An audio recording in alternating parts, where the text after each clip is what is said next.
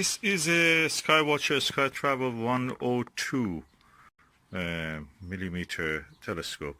It's a refractor, and it has its own EQ1 equatorial mount, but I want to use it in alt-azimuth mount from the windowsill. As you know, we do astronomy from the windowsill, astronomy for windowsill, and so I've adapted it to use the virtuoso mount, which is really good. The SkyWatcher again. I've used the Plossl dovetail bar, very sturdy, very good, to attach this. The attachment mount bar of that EQ1 is actually attached to the mount head. You cannot remove it practically, or with difficulty if you want. So I just use these rings, mountain tube rings with their own screw on the bolt holes of this Plossl. And this is the lens of the telescope. I hope you can see.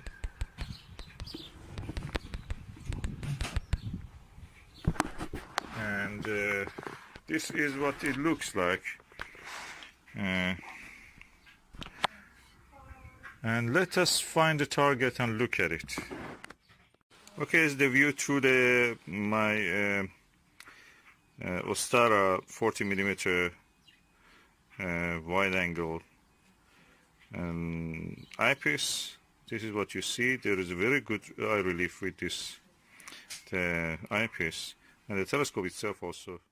Number for this telescope means the focal length of the telescope divided by the diameter of the objective, which is in this case 102mm, and the focal length is 500mm.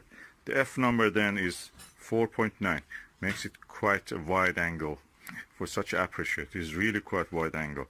So in a normal way, you'd expect a lot of aberration, chromatic aberration, and also probably even spherical aberration.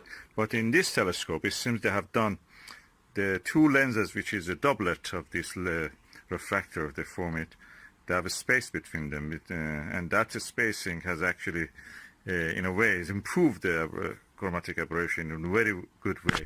So the chromatic aberration is improved, and we have a less effect due to that. So let me go on a bright object, like the branches of the tree against the background of a sky, and see how it will perform there.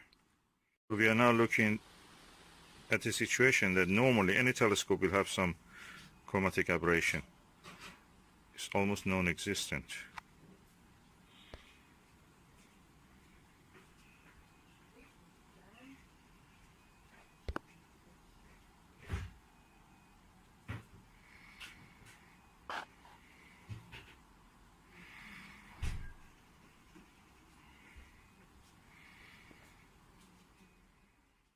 I think this is a good value, considering that for buying an apochromatic refractor or even a microscope, you have to pay probably from anything between 4 or 5 times to 10 times more than the price for this.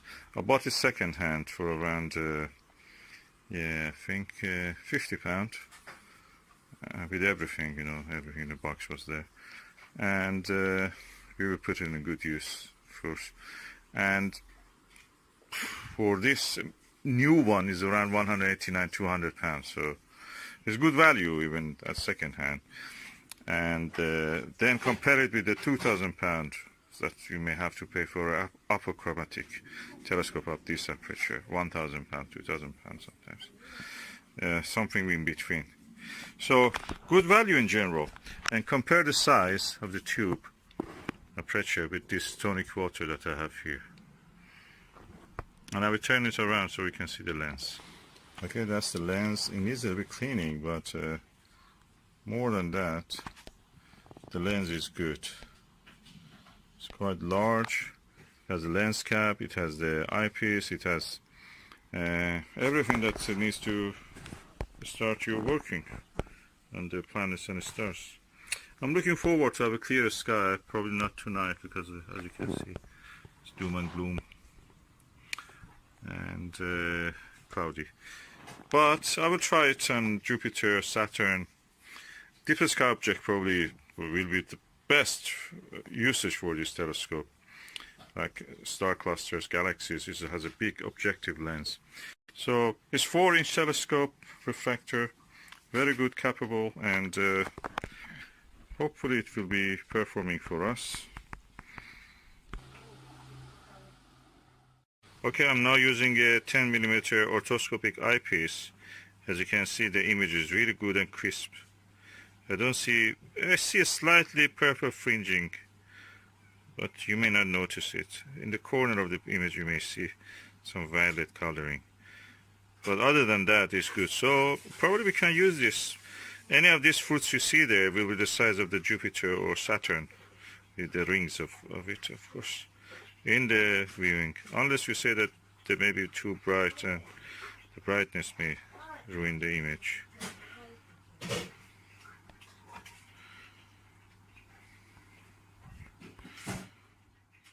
That was the view through the orthoscopic eyepiece. Now I'm back to the wide-angle 40mm Ostara Plossl eyepiece.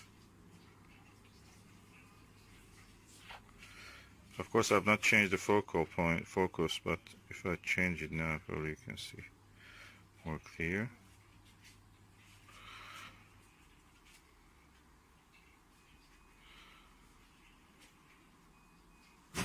All in all, I think the optics of this telescope is really good. This eyepiece is brilliant, Ostara.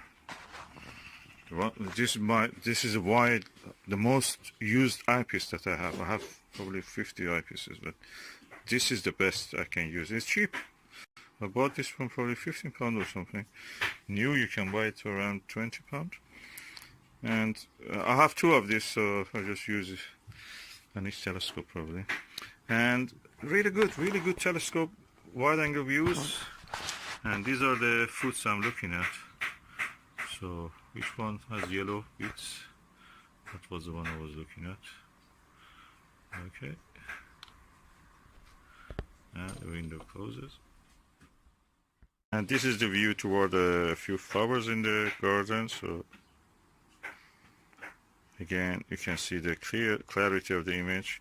I cannot tap with my hand on the picture, but you can see it's almost in focus, at least for my eye.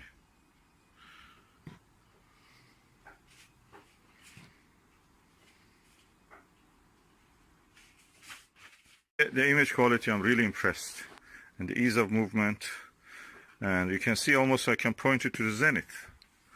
And the arrangement is really good. It's better than the other telescope that I have. You can almost point it to the zenith. The angle of this is now around 75 degrees. Yeah. And things like Vega, if it is real high, you can look at this. And nice. I'm happy with this Losmandy. Really saved the day. Without this Losmandy. That's from my Meade LX9T guider scope for that. So it has its own rings, and this Vixen, we call Losmandy dovetail. Really helpful.